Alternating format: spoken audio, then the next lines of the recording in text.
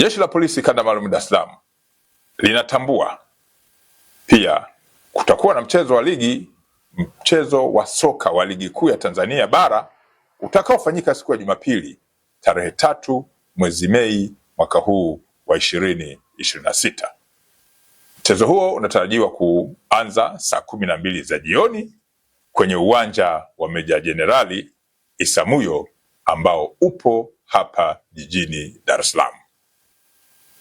Mchezo huo utakuwa kati ya timu maarufu za hapa nchini, timu za Simba na Yanga, zote za hapa jijini Dar es Salaam.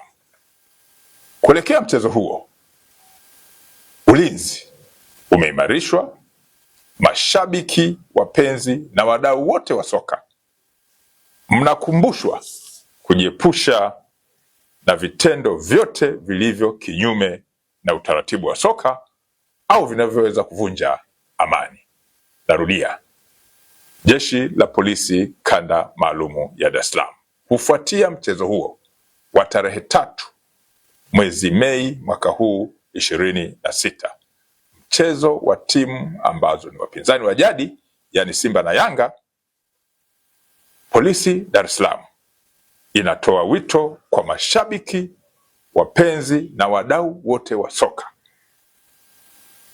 kuwa wajiepushe na vitendo vyote vilivyo kinyume na utaratibu wa soka au ambavyo vinaweza kuvunja amani. Polisi Dar es Salaam inazitakia timu zote mchezo mzuri.